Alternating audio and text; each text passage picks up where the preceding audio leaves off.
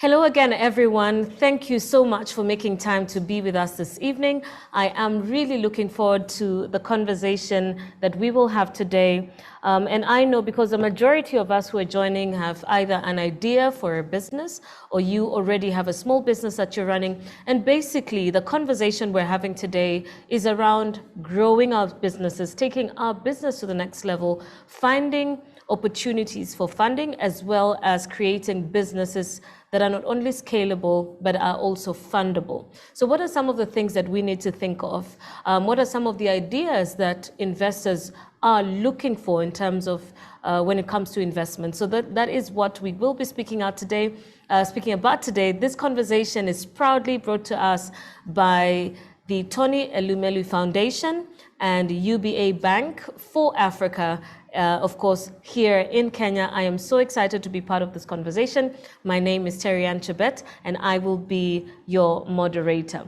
So we will kick off in just a moment with our keynote speaker, but I'd like to just take you through what to expect. We will have a keynote address from Julian Kula, who's the founder of Mode Group, and I'll introduce him to you in a moment. And then we'll have our first panel discussion.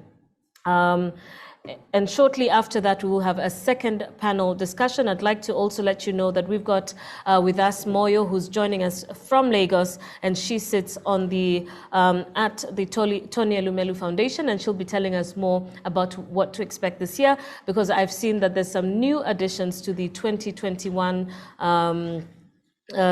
cohort, so to speak, and she'll be telling us more about what it will take and what you as an entrepreneur or a small business owner will have to benefit from it. So this is funding your business during COVID. We've got an hour to go. We will end at about 8 o'clock thereof, maybe a few minutes after, since we've started at about 10 minutes past the hour. So we will kick off.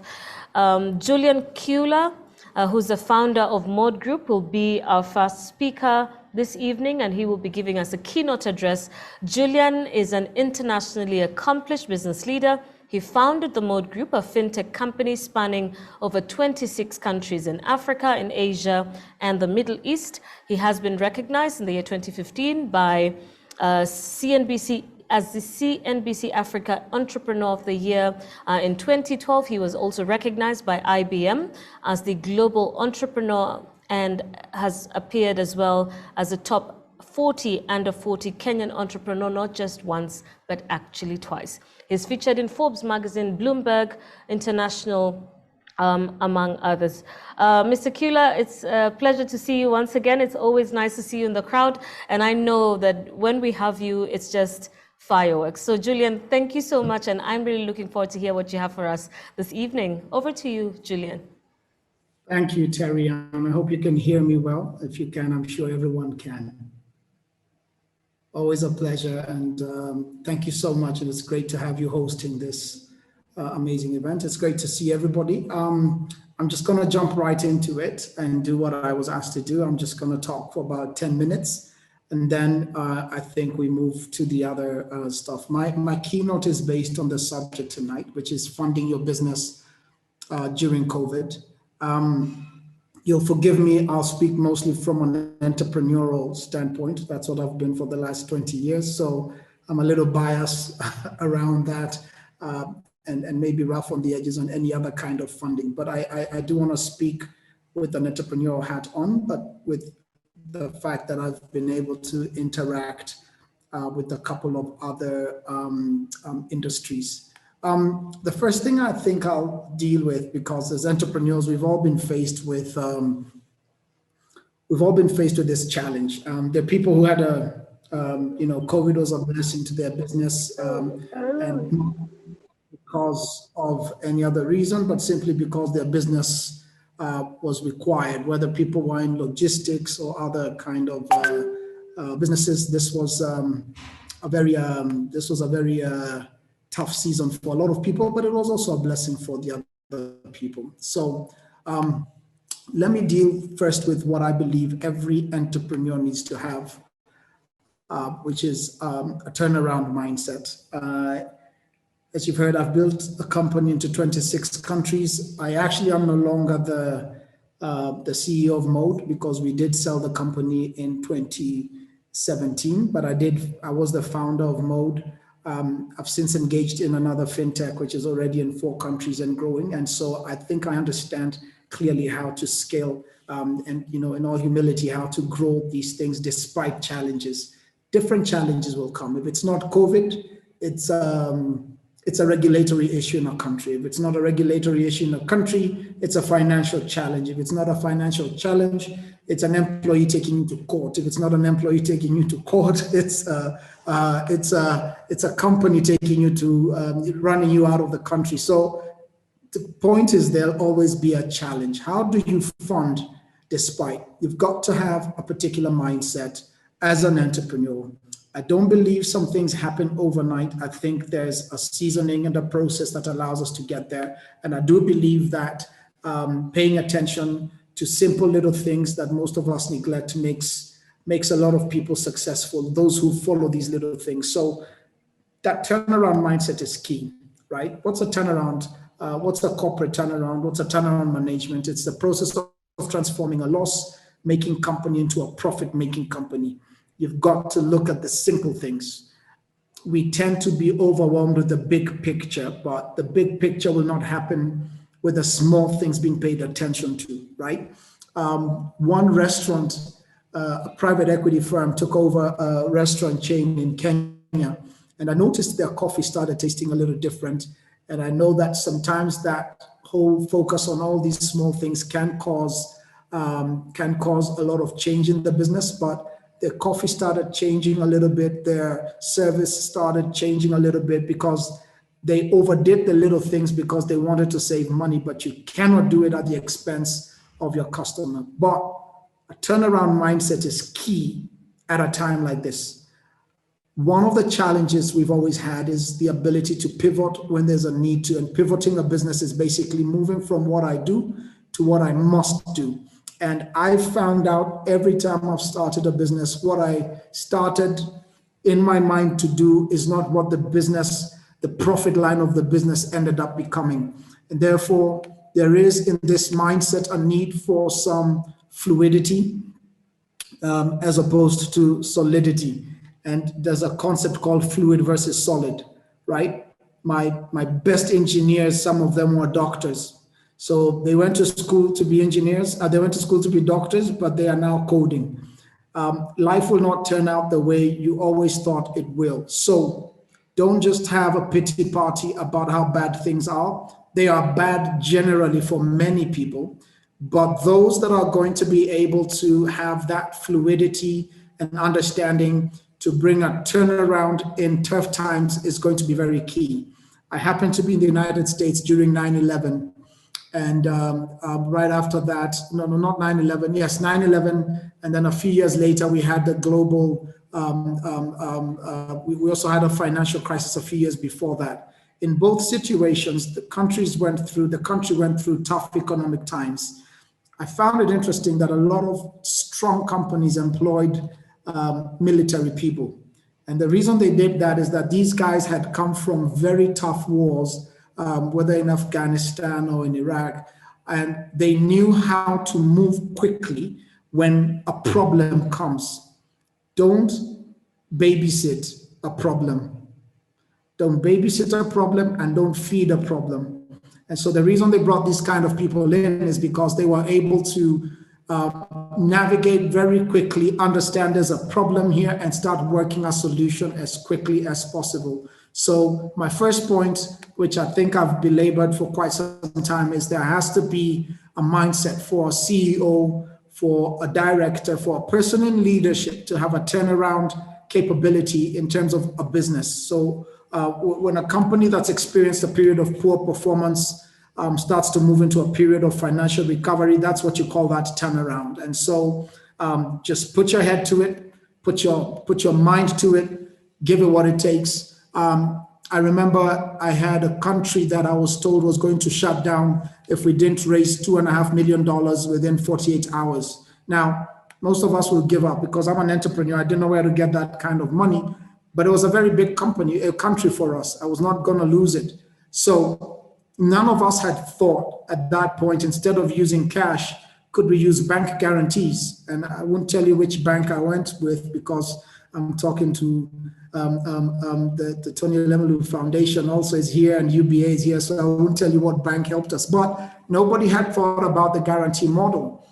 Being in a corner forced us to innovate. It forced us to think, and that's what you're going to have to learn to do in raising capital during a crisis like COVID. You have to think outside the box. Don't accept or no, brainstorm, take time. Those of you who think better because you're nocturnal at midnight, do what you have to do, but find a solution because if you're an entrepreneur, that's all you've got, right? And so you've got to make it happen. The second thing I'll talk about for a few minutes is a speed of understanding the environment.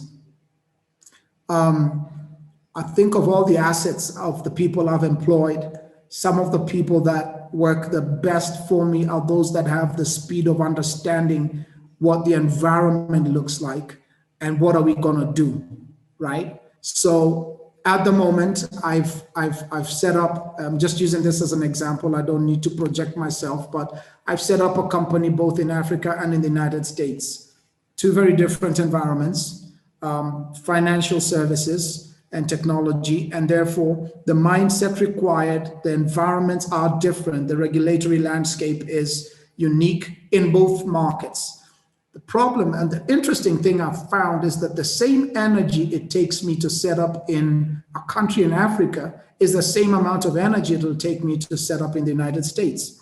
The legislative red tape I've found within our continent, because if I speak to Kenya, I have to go speak to the Reserve Bank or to the regulators in Uganda, I have to go speak. In the United States, I have one stop. And after that, I have access to the entire market, except for maybe one or two states that still have some element of federal independence. So when you look at those nuances, I find it very interesting that the kind of people I need are those that understand the environment they're working in. And they have to understand when that environment changes, because it could cost us ridiculous amounts of money if mistakes are made. So one asset every employer wants to have is a kind of people that will have a speed to understand an environment. So sometimes in business we get stuck because emotion can become greater than facts.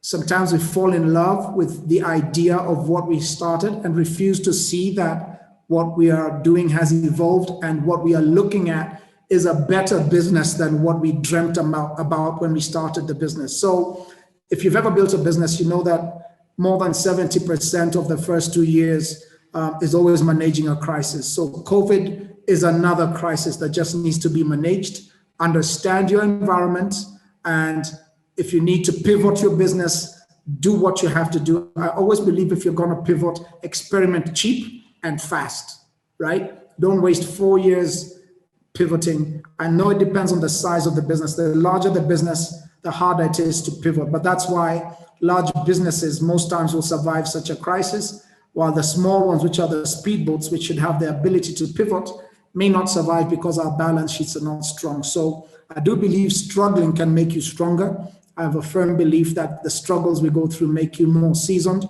and make you be able to build faster. I have about 4 minutes left, but during this crisis, some companies, as I mentioned earlier, were able to really grow. So I want to give you a very quick story because I believe in storytelling. So when I told you struggling will make you stronger, there was a man that found a butterfly that was starting to hatch from its cocoon. And so he sat down with the butterfly for hours as it struggled to force itself through a tiny hole. And then it suddenly stopped making progress. So he decided it got stuck, the butterfly got stuck. And the man looked at it. He felt a lot of pity for it and said, I need to help this butterfly. So he took a pair of scissors and cut off the remaining bit of the cocoon. And for that, the butterfly came out easily. Although it had a swollen body and small shriveled wings, it came out of the cocoon. The man didn't think much about it. So he sat there waiting for the wings to enlarge to support the butterfly, but that never happened. And so the butterfly spent the rest of its life unable to fly. crawling around with small wings and a swollen body. So despite the man's kind heart, he didn't understand that the restricting cocoon and the struggle is what the butterfly needed in order to be able to push itself out, to come out and be able to then use its wings to fly. I do believe some of the challenges we go through as entrepreneurs, there can be some easy ways out, but from the people I've seen that are very seasoned, whether you talk about Amazon, whether you talk about UBA Bank, whether you talk about the Chandaria factories and industries here, if you listen to the stories, you will hear the struggle, and there was no way out, but they had to find a solution. So speed of understanding, and finally, innovate within the crisis. How do you raise money at a time when nobody wants to give away money or no companies are? You may have to look outside that environment or outside your industry. Every time there were wars across the earth, and this is a sad thing, but wars brought with them industrial revolutions. Some of the best car companies came out of wars. And during the World War, some businesses prospered and other businesses died. So you have to stay in the field of innovation and reinvent. What industries grew during the World Wars? Communication, technology, boot, shoemakers industries, clothing industries. So stop wasting the time complaining, let's figure out how can I find a solution that helps me innovate within the crisis, and within that figure out how to understand the new norm, taking time to understand whether this is here to stay. I don't think COVID is going anywhere anytime soon. I think banks are going to become more conservative. I think we have to help them understand how to take more risk in our companies, and I think we need to get smarter. Let me close by giving you the last example of what I did. We had a platform in my previous company, and what I did, I borrowed from the banks to make my platform work. One young man asked me a question just last year. I had never thought about it. And so this tells you can get help from absolutely any place. I was in the business of, we were lending digitally to people $1 to $2. We had over 400 million customers across the world. And, we were lending billions of dollars per annum of these small amounts, but I would come to a UBA, put that whole piece on my balance sheet. And this young man, 23 years old, I think it was, I met him last year. And he says to me, I have a question for you. I was looking at your business model after you gave your talk. And why did you put all that money on your balance sheet? And I said, how else would I have done it? He said, why didn't you let the banks do what they do by lending? And you do what you do by being a platform and keep your platform light. It was so obvious to him and so magical to me. I mean, I couldn't believe it. I almost beat him up for having such a simple solution to such a complex problem for me. But the point I'm trying to make is help is going to come from the most interesting places. Don't underestimate anybody. You will find help in the most interesting places. Needless to say, that young man's working for me now in my new entity. And this is exactly what we've deployed as the new way to go. So thank you, everyone. I hope my points make some sense and get us started on this conversation about how we can raise money during this very interesting, challenging time in the world. Thank you. Thank you very much, Julian. You do remind me of the words, "Do not let a good crisis go to waste," which has been credited to Winston Churchill back in the day during the World War II. And, suffice to say, we may not be going through, a time maybe as difficult as then, but as you have alluded to, we need to have a turnaround mindset, and struggling does make us stronger. So thank you so much for your words. So we'll go right into the first panel discussion. I'd like to introduce my panelists. I'll not go through the full bio, but to my panelists, when you do have the chance within your responses, please feel free to tell us a little bit about what your company does. Brian Zhao, head of East Africa UBA, Brian Afande, co-founder Black Rhino VR, Radhika Bachu, CEO and co-founder Ndovu.co, and Moyo Olisa, who's joining us from Lagos. She's a mentorship manager Tony Elumelu Foundation. And this first part of our panel will be looking at becoming fundable for the future. And, coming off the basis of each business that we start, each idea that we have needs to be scalable and we should be building businesses that are fundable for them to actually reach their potential. So I'd like to welcome my panelists with the opening question of what 2020 was like for you as an entrepreneur or as a business, and how that changed your perspective in how a business should run. I'd like to start with you, Njao. Thank you. So good evening, everyone. Brian Zhao here. So when looking at 2020, and obviously Uber being a global mobility company, I do believe COVID was a hard hit for us. We did see a slump, as most people are actually opting to actually stay at home, work from home, and sort of reduce their movement. But I think one aspect that becomes very clear is on top of being a global mobility company, there's the aspect of actually being able to be technology focused and using that aspect as a platform towards innovation. So yes, we did see a slump in movement, but that didn't mean that things don't have to move. And one of the aspects I can give you is the different horizons to a company. So when we started Uber, when Uber started, sorry for that, it was mostly ideally trying to ensure that point A to point B becomes more efficient and you have more visibility on security features as well. But then quickly realize as well that the same platform that moves people can move food, can move goods. And in a world of 2020 COVID, movement of goods became that much more important. Businesses that were focused on walking in customers moved virtual to Facebook, to Instagram. At the end of the day, that last mile delivery becomes that much more important. And that's the launch of Uber Connect, a way of ensuring that as much as people are not moving as much, let's try and move what matters to you. And at that time, it's your goods as a business. It's trying to send a gift to your friends without actually having to leave your home.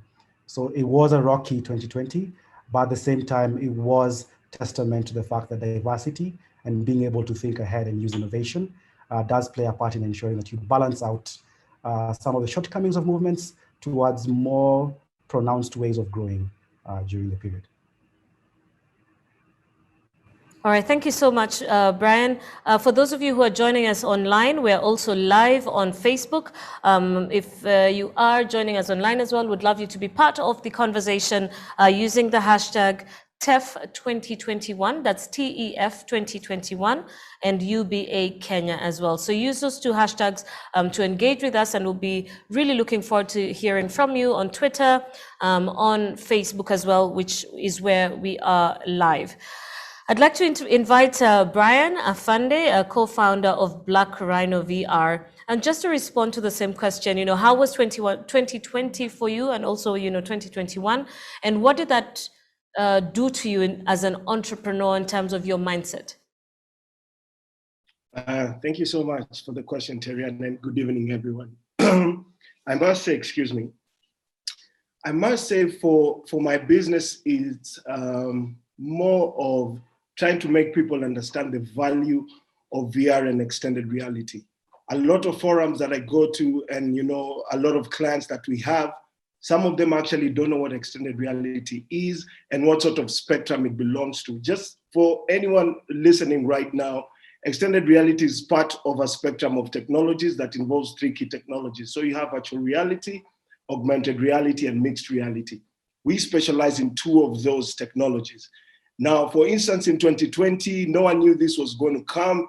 I think as a person running the business, it was very important for me, like what Mr. Kula said, we had to be agile at that time. We had to be fast and think about, this is what's happening right now. How do we respond to the challenges? And one thing that actually worked for us was the fact that the biggest casualty at that time was the tourism industry. No one could move. No one could actually move and do anything. So this was a part for us to actually demonstrate the power of one of the technologies that we have, which was virtual reality. So as a result, and also being lucky, I don't know a lot of people if you believe in luck, but I also believe in luck a lot in positioning. So we had positioned a lot of our products and services geared towards believe it or not, something like COVID coming along the way, because we felt like for us to have technological catalyst, we actually needed something like a technological catalyst, and COVID is that unexpected technological catalyst. So in the minds of a lot of people we work with, they had technology anxiety, where they fear the technology and how to apply it in their business processes. And how, for us, it was bigger of a challenge. How do we demonstrate the value of what we are doing to these companies? So let's say, for instance, one of the projects we did was with the Kenya Tourism Board, where we had a virtual experience that you could be able to go through the Great Wildebeest Migration just from wearing a VR headset, and you would feel like you're smack in the middle of, the Masai Mara. So it was, majority of the time for us was making sure that we demonstrate the power of extended reality within the communities. But at the same time, the downtime for us was building the ecosystem. We have a huge disparity when it comes to extended reality, especially with the involvement of women and artists. And the reason why I say artists is one of the missions that really underpin what we believe in is the fact that we want to help a larger ecosystem grow by creating value around the economy that can circulate with the technology itself. So we took the downtime to actually start building these vibrant communities, making sure that we have a blended learning programs where people can understand how to uptake the technology, what sort of applications can they use on the technology. So we had online lessons. We had, when we actually started moving, we used to have hackathons and discussions just for people to understand the value of the technology. And believe it or not, I run a small company.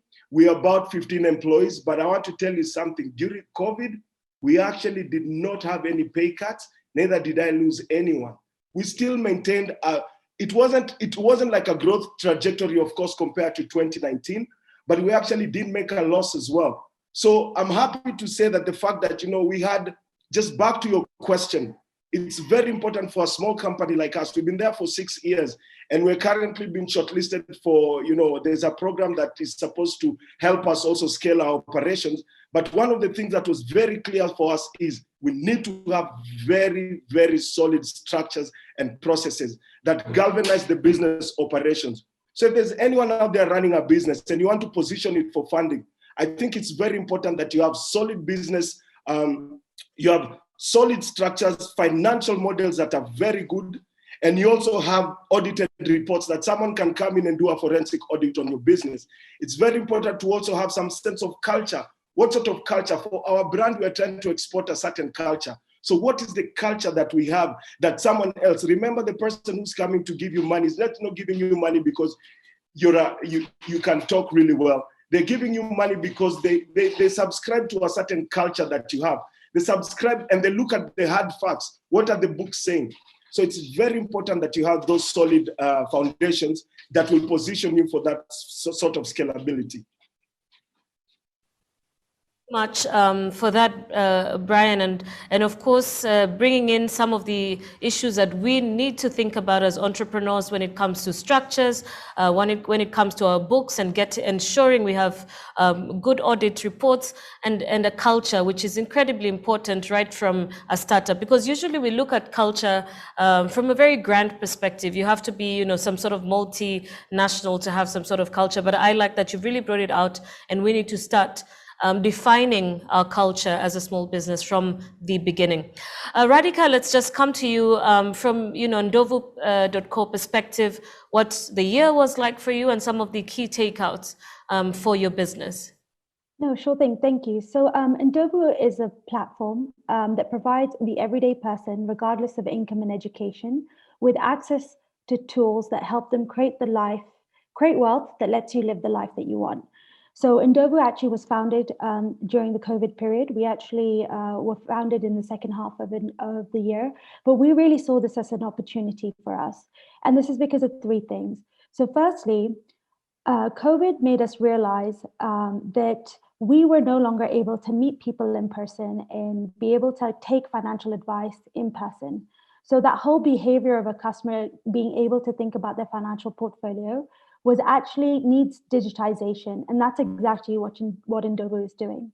Secondly, COVID increased the speed of digitization in Kenya and all across Africa and the world. And the reality is that we were now transacting more than ever with M-Pesa. So people were becoming more and more comfortable with the speed at which they were using digital products to transact money. I mean, M-Pesa has been around for a while, but this really changed the game for asset management industry. And then lastly, we saw this as an opportunity to actually get ahead of our customers and say to them, life can be unpredictable.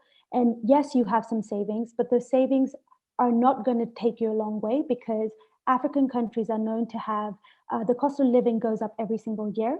And if you're not investing your money, you're actually leaving money on the table. So we actually took this opportunity to really we saw the opportunity in the big storm, and we decided to actually use the narrative to acquire customers. And that actually really resonated with people because during that time, people were concerned about what does their financial future look like.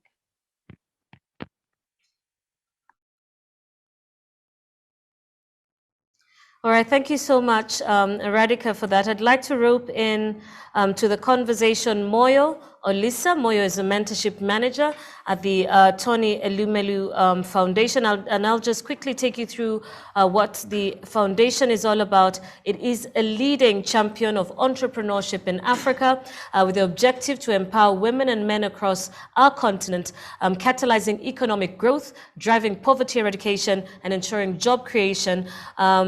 The Tony Elumelu Foundation believes that the private sector's role is critical for Africa's development and that the private sector must create both social and economic wealth. Moyo, it's a pleasure to have you on with us this evening. Of course, I was just reading through what to expect in 2021, and I was glad to see that there's some amazing things that entrepreneurs can look forward to. And of course, given the lens of COVID and what that has meant for, for the entrepreneurs across Africa. So welcome to the conversation, and perhaps you can just tell us, what do we expect from TEF this year, and what can entrepreneurs look forward to? Thank you very much for having me, and good evening to everybody, my fellow panelists. Good evening. It's a pleasure to be here with you all. So just as everyone mentioned, last year was very, very interesting for entrepreneurs across the continent. It was a very difficult year. And I would say that even at the foundation here, in solidarity with everyone across the globe, we actually paused as well. And then while we were pausing, we understood that we have a part to play, in empowering entrepreneurs, empowering Africans across the continent. So even in our state of pause, we commenced on an intervention program in Mali. And then while we stayed on that program in partnership with the UNDP, we realized that, we can actually improve the way we have been empowering Africans across the continent.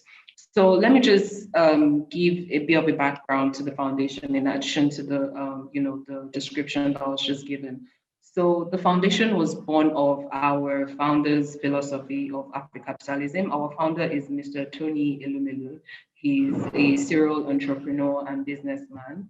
And his philosophy believes that, the key to unlocking Africa's prosperity lies with the private sector. The private sector has to work with the public sector in order for there to be any progress in that area, in the area of creating jobs, creating wealth, and bettering the lives of Africans.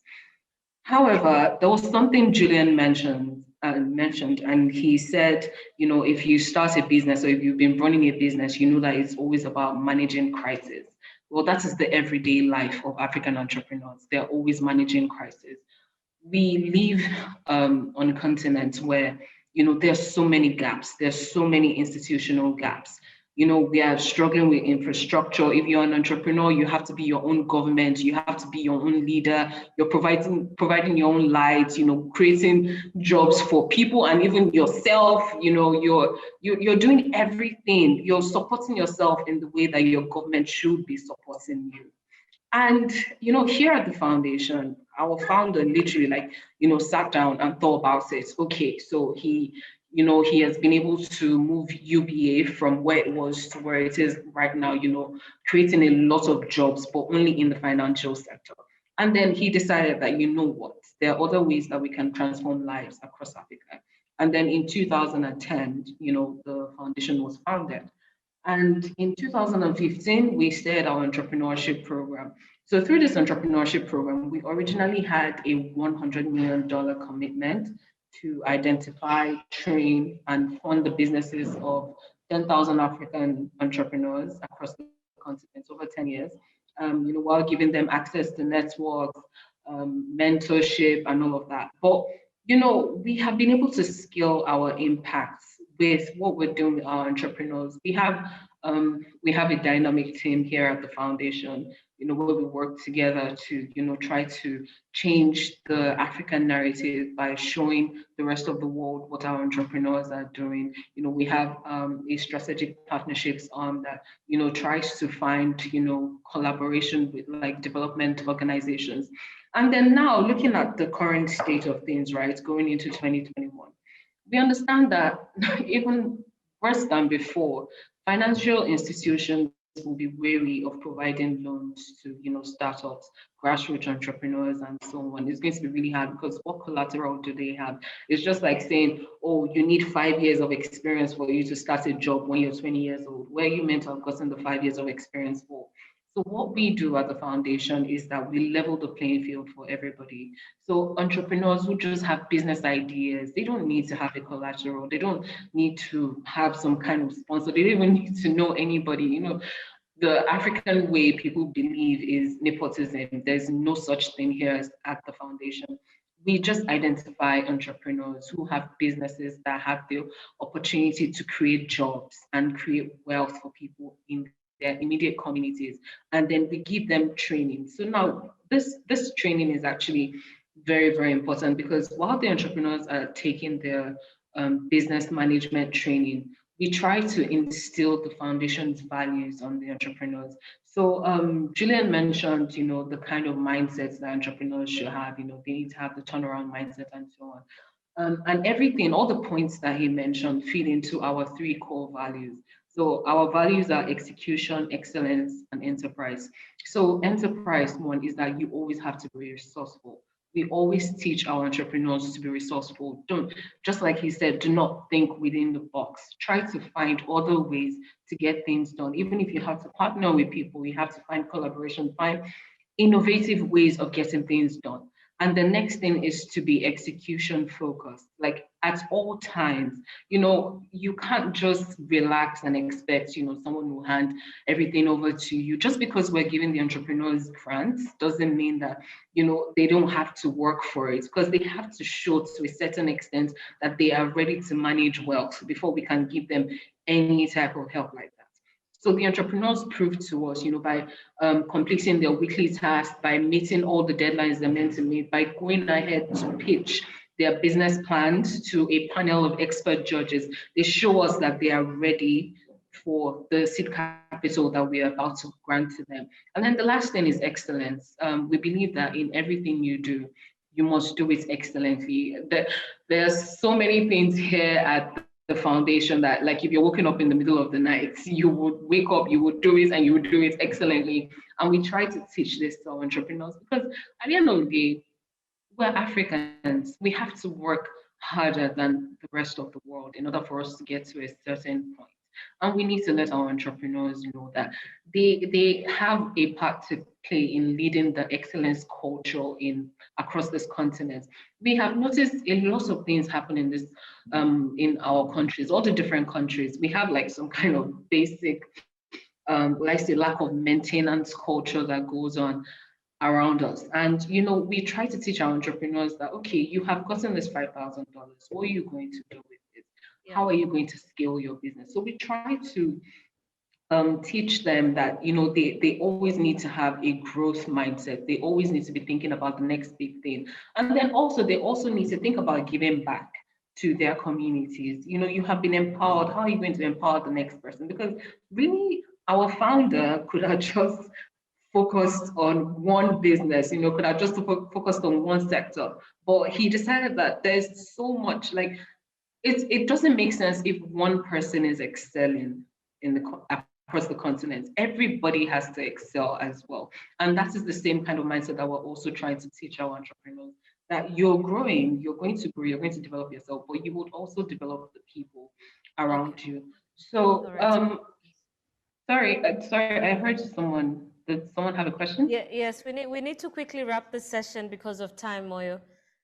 Yes. So don't worry. I just have just 2 minutes. 2 minutes, please.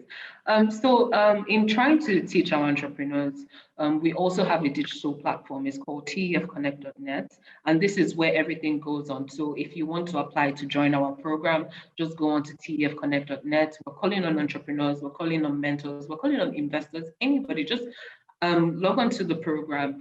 And everything we do is on tefconnect.net.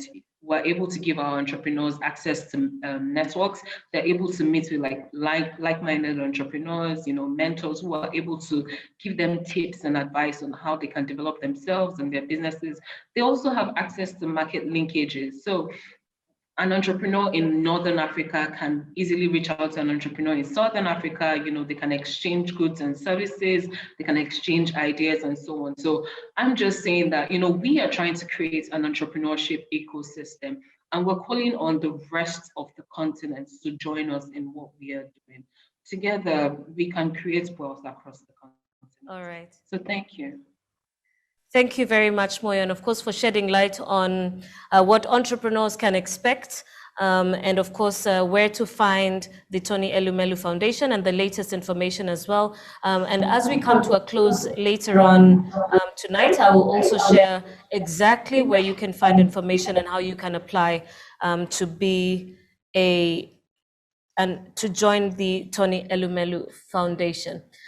We also have a hashtag that I would like you to engage us with on social media, and that is UBA for African Entrepreneurs. Do join us online on Twitter using the hashtag UBA for African Entrepreneurs. You can follow the UBA Kenya handle, that's UBA_Kenya, where we are sharing more information about our conversation this evening.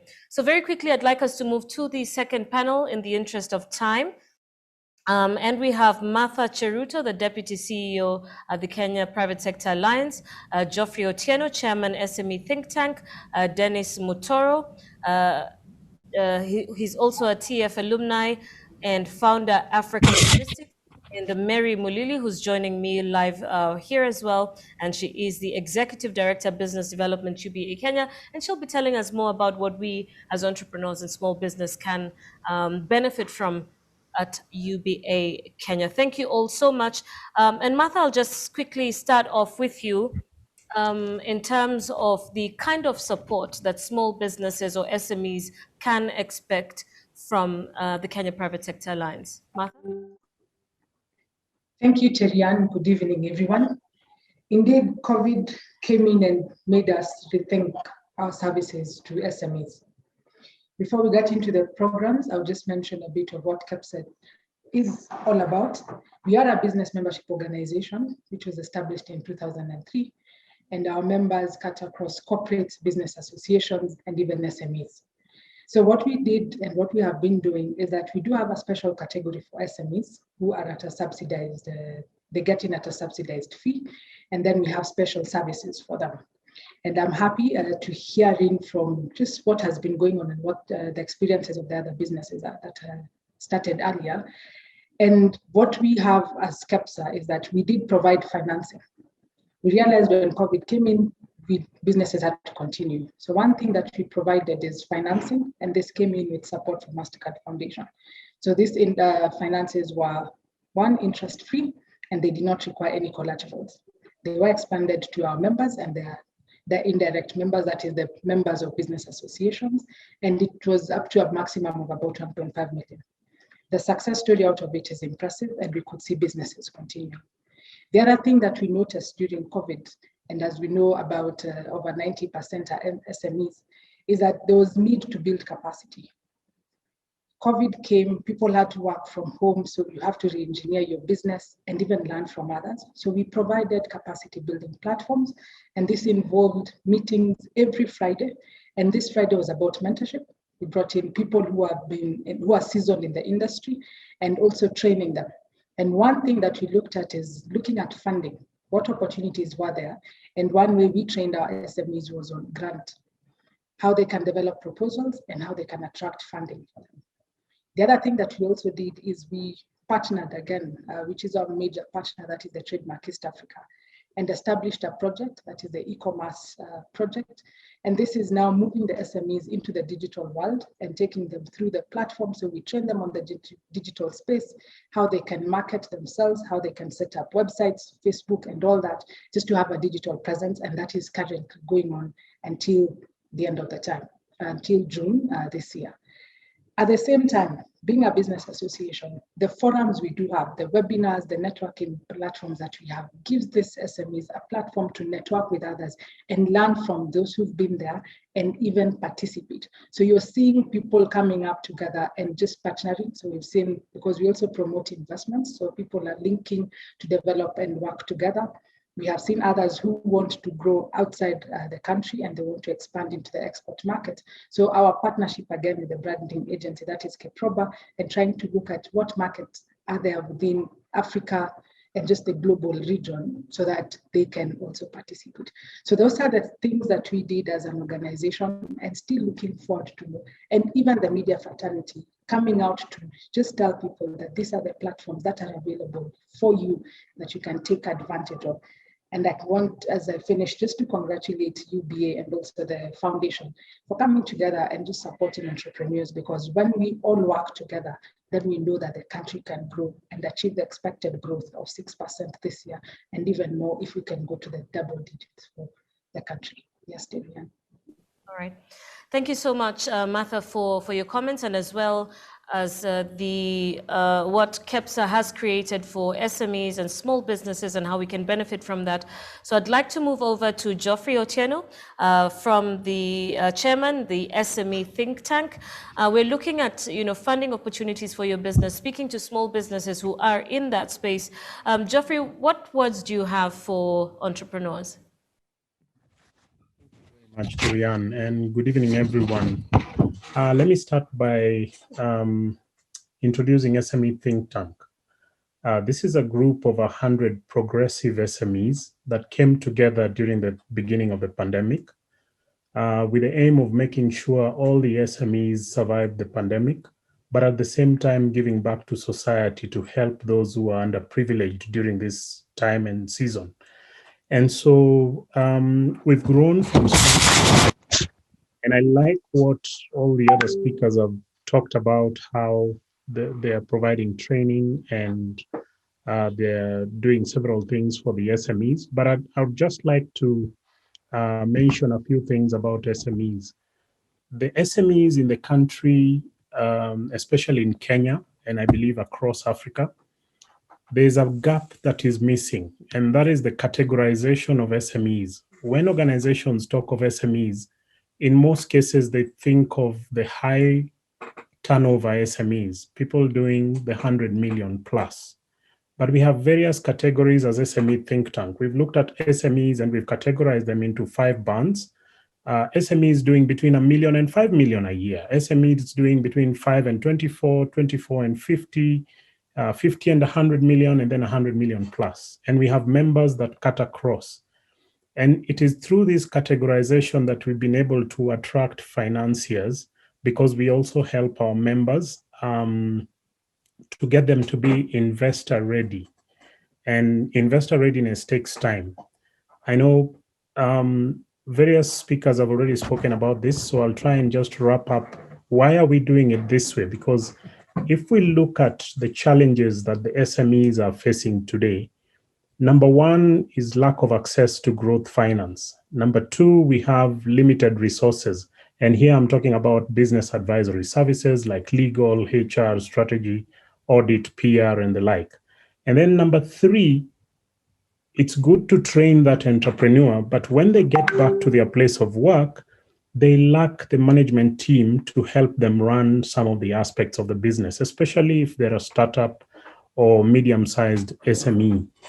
And so as SME Think Tank, we came together and we put in place a structure that has helped support each member in terms of offering you these services pro bono, so that you can get the best for your business and be able to attract investors such as UBA to come in and help you grow further. And we've seen very great results. We have now our members being sought after by the financial institutions because they are ready for investment. In terms of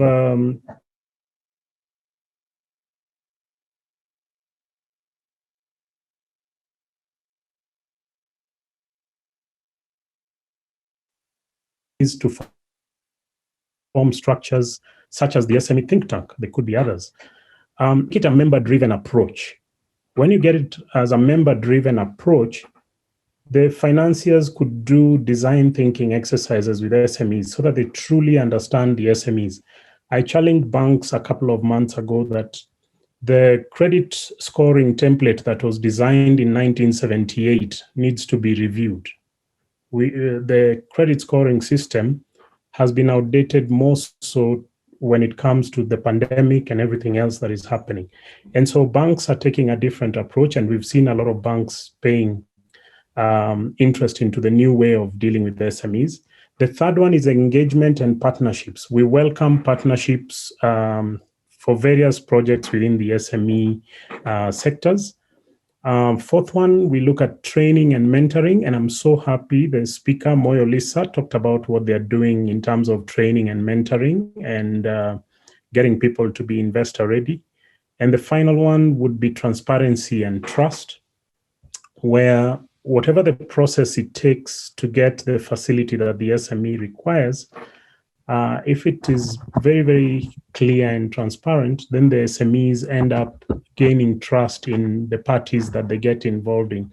Having said that, we also sensitize our members that there are various sources of financing. You have debt, you have private equity and all the others, and you have various sources of finance, the venture capitalists and everybody else, including relatives and friends.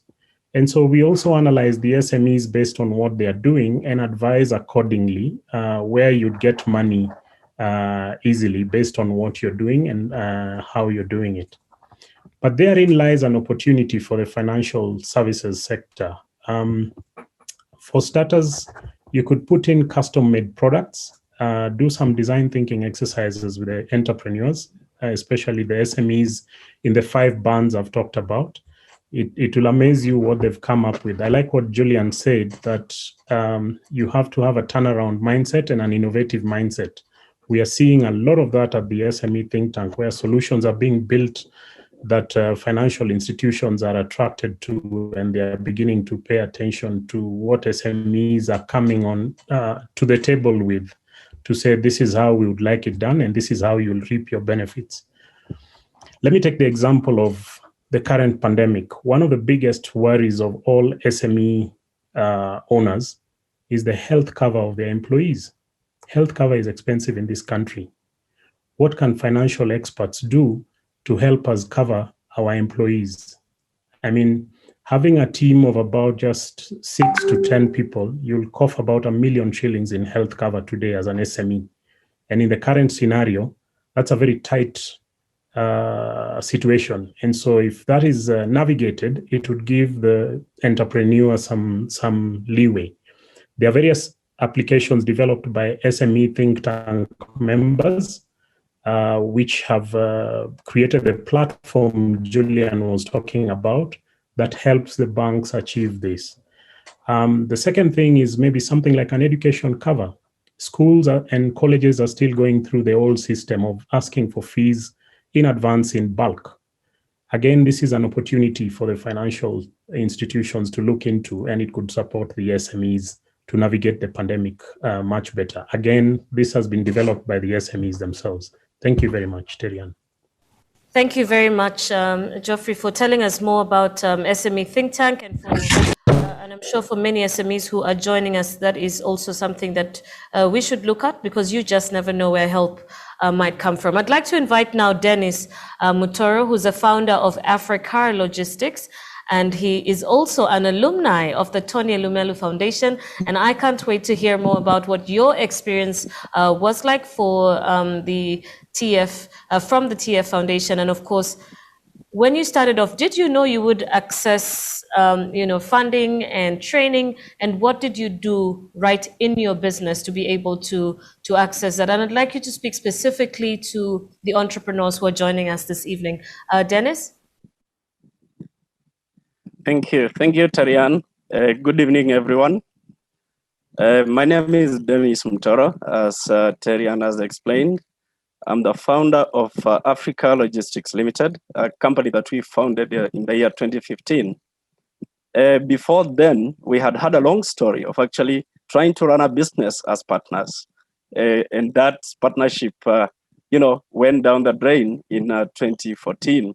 So I was still hanging in the air to know whether I should restart the business or whether I should get back to employment or whether I should just go back home and do some farming. So I looked at what I had done for the past 6 years and what I had achieved with the customers and building, relationships and trust with those clients. And I felt, why can't I retry this again? After running a business for 6 years and you have partnership issues, because then you are not sharing the same passion with your partners. You are not on the same strength. You didn't have the same thinking. And then, something happens and the whole business goes down into the drain.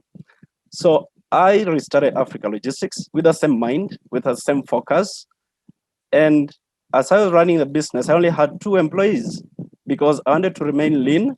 I wanted to run the business hands-on, and I wanted to do it myself so that I don't see anyone coming in on board as a partner, to give me issues. So I wanted to make decisions on my own and see what will happen after that. 2017 is when now I stumbled upon the opportunity of, applying to the Tony Elumelu Foundation. This is a link that I found on Facebook. And I tried it out. Then I looked at it, it was Nigerian. I could not believe it. I'm like, we get everything, all sorts of things coming from Nigeria, which you cannot believe it. But then I said, let me try it.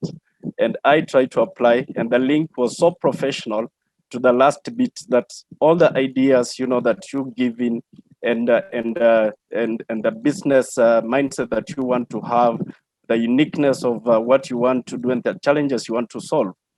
And within a month, I was actually sent an email congratulating me for being chosen among the 1,000 entrepreneurs in the 54 countries.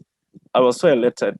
And I just hope that that was the right opportunity for me now to get some free money, which I can put into the business.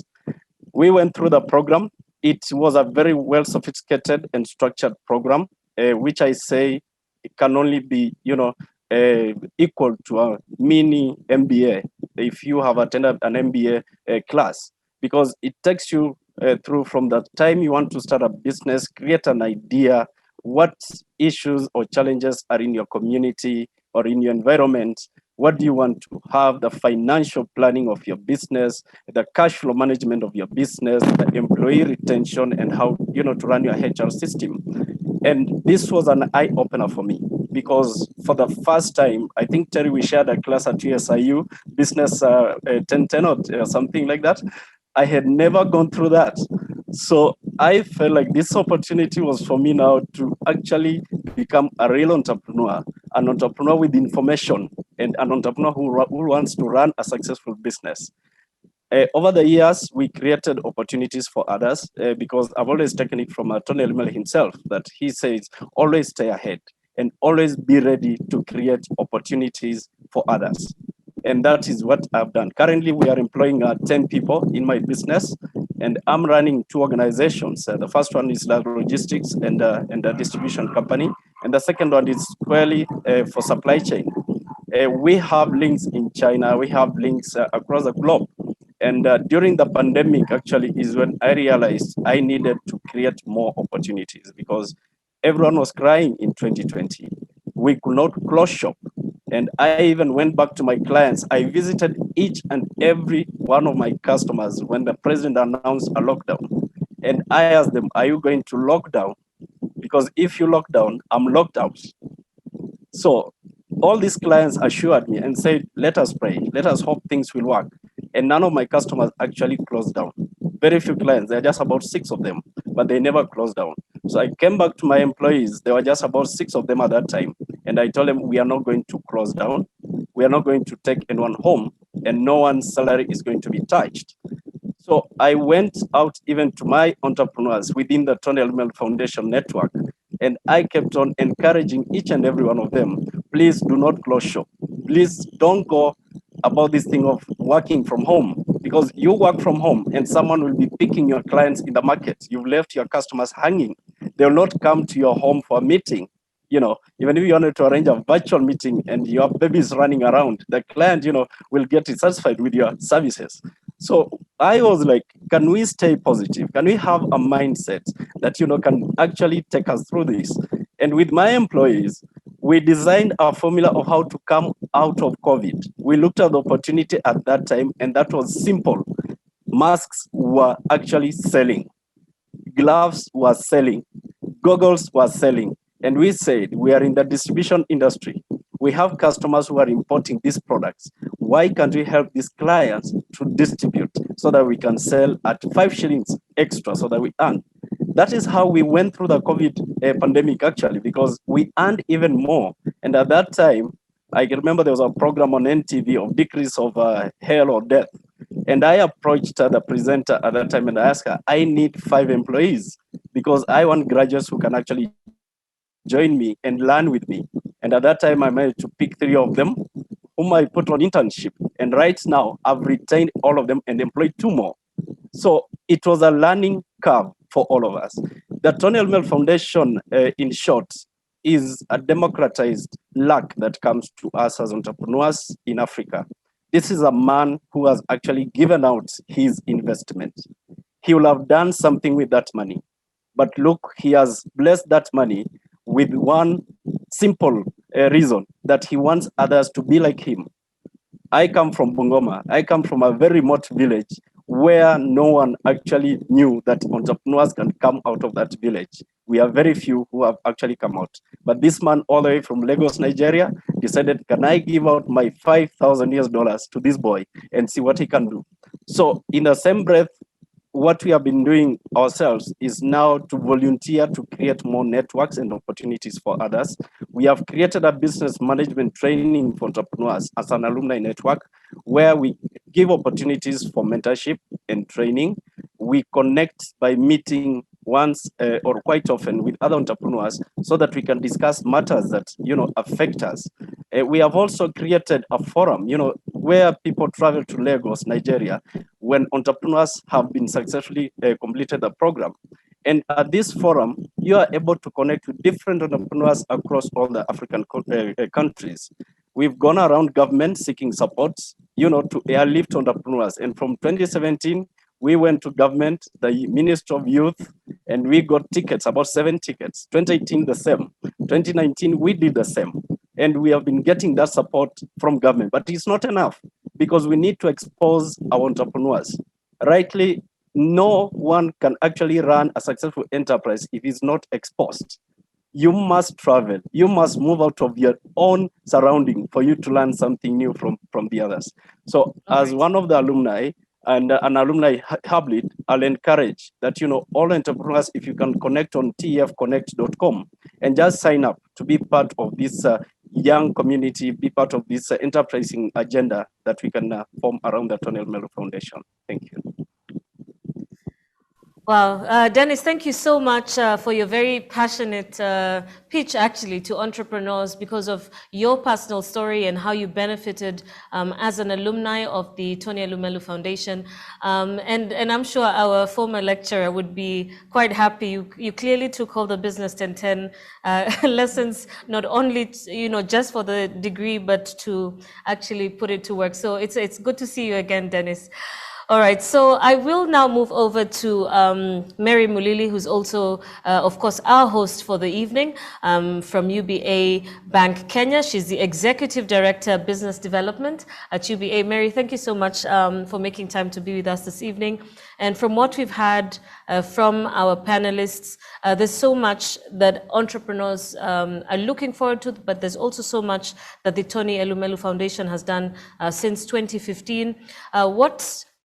What can entrepreneurs look forward to, at UBA? Thank you very much, Syria. I think sitting here tonight was very heartwarming. The stories were real. We were talking to real entrepreneurs with passion for what they do, and they're very clear in what they're doing. And I like also what Jeff talked about. The good thing now we sit at the bank is we're looking at how do we categorize this is. And then you see the very thing, because we find different together, because a startup is different from an emerging SME, is different from a mature SME, is different from a small SME. We're all different. And for us to make a decision to really understand the needs of SMEs, we really need to step in that way.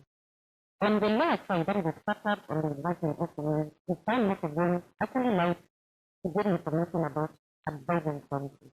The knowledge is about money, and maybe more or less branded products, where you do pre-qualification or research. Where you just look even at their investor statements, and you're able to appraise them, to give them levels of the funding that they're looking at. When you move slightly higher to the micro SMEs, to small SMEs, you find they are semi-structured in a way. They probably have partly some of the systems, they keep part records, and they will not need more of their advisor. They'll still need it, but part of it will be funded. Now, looking at SMEs and looking at where we take over from the TEF, because now the startup seed capital has been done. Now this customer is ready, either for equity or for bank funding. And from where we sit at the bank, in terms of the products that we are looking at in this area, and especially for the alumni of the Tony Elumelu Foundation, is what we call the Youth Empowerment product, which looks at minimal requirements in terms of the securities, in terms of the facility offering. And we can actually look at even taking a third-party kind of a security and to minimum levels of about 30% on that. Just also to make it, again, palatable in this part of us, in Africa, is looking at how we partner with other guarantee schemes, like African guarantee funds, and take a portfolio cover for SMEs. So you say anyone borrowing between 500 to 10 million will fall probably within that cover. As a group, I'm happy to say that we've also reorganized how we run our business. In Kenya, largely we were looking at the corporate business. But from this year and what we've approved as a structure from the group, we have an element in there which is looking at SMEs, specifically at SMEs, and profiling them and getting to understand and their unique needs to be able to advise in terms of the products that you can give into these SMEs. By numbers, and I know Martha actually spoke to it, about 80% of the businesses in Kenya and also in other parts in the continent are actually SMEs. We can't not support this business segment. And the beauty with SMEs is, and if you look at their cash flows, they are short-term borrowers. Some of them even borrow in the morning. Somebody needs like 20,000 shillings to buy the inputs for their shop or for their small restaurant, and by evening they actually pay. And this segment has been proved that it actually funds itself. Unlike corporates, where you have to look for ways of funding to be able to meet the huge capex requirements or loans that we look for, SMEs actually fund themselves because the level of the transactions in these accounts are high. You're able to see those turnovers, and if you look at turnover lending, you can actually see it almost on a daily basis. Digital is very critical for us, and I think COVID accelerated that. And I'm happy to say today, UBA Kenya has been appointed or nominated as one of innovation hubs for the group. And I think it's an area that we're looking to work very much with entrepreneurs, because to be able to support a lot of segments where they play in, and looking at the numbers for TEF and applications that we've seen from last year, the largest chunk came from the agriculture. If you look at the GDP contribution, agriculture contributes 35%.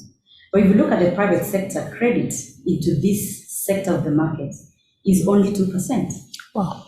So where do we take these entrepreneurs? Yes, we train them, we give them money, but how do we support them in terms of the products? And I know the answer would lie largely in how do we integrate and support them digitally, and how we are able to look at their records or their movements or what they're doing through those platforms. ICT also for last year we came second, and we see a lot of innovations also coming up. And with these hubs being created, actually the other two are in Cameroon and the other one is in Ghana. So working with these entrepreneurs, we can actually make a lot of products which you can even distribute through the other subsidiaries in Africa. We are currently in 20 subsidiaries. We're also in the US, UK, and France. So these are very exciting segments for us, and for the bank, this is where we see the future for us to be. So we'll be looking to work closely with this segment of the market as we develop products and even improve what we already have. Thank you. All right.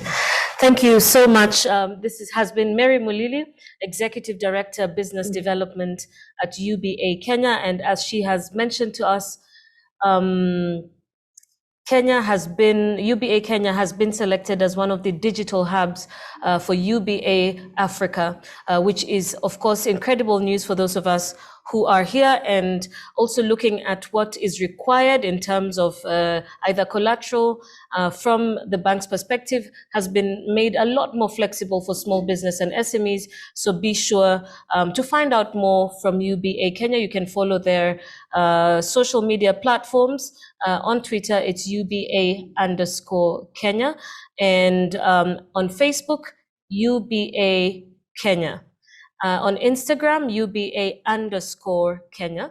You can follow all the handles. You can also find more information about the Tony Elumelu Foundation, which I'll give you in just a moment. But first, I'd like to thank all my panelists for joining us this evening. Brian Zhao, Head of East Africa UBA, Brian Afande, Co-founder Black Rhino VR, Radhika Bachu, CEO and co-founder Ndovu.co, Moyo Olisa, who joined us from Lagos, Mentorship Manager, Tony Elumelu Foundation, Martha Cheruto, Deputy CEO of the Kenya Private Sector Alliance, Geoffrey Otieno, Chairman of the SME think tank here in Kenya, Dennis Mutoro, founder of Africar Logistics and also an alumni of the Tony Elumelu Foundation, and of course, Mary Mulili, Executive Director, Business Development, UBA Kenya, and our keynote speaker, Julian Kula, who is the founder of Mode.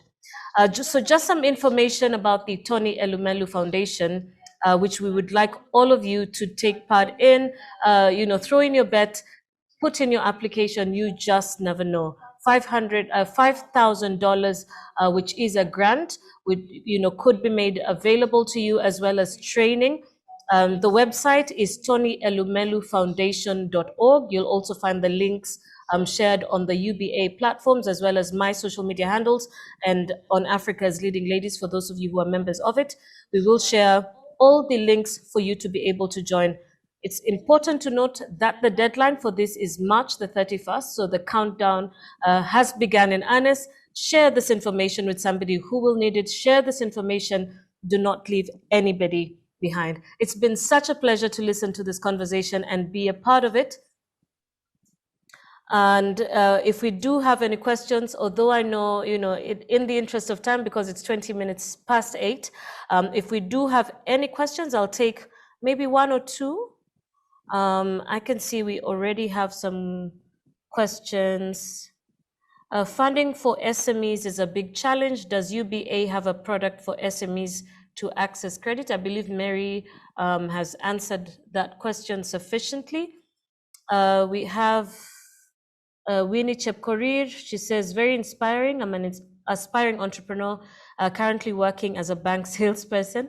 I'm looking for avenues I can get sponsorship for startup equipment to offer cleaning services. Winnie, you do have an opportunity because the Tony Elumelu Foundation not only gives grants to businesses that are already established, which are about 3 years old, but if you have an idea that is fundable and scalable, put your idea in. You just never know. You might be the next alumni, or you might be selected to join the next cohort. I'll also check if we do have any other questions, or if you have a question, you can ask it now. I'll just open the chat button here. I'm seeing a lot of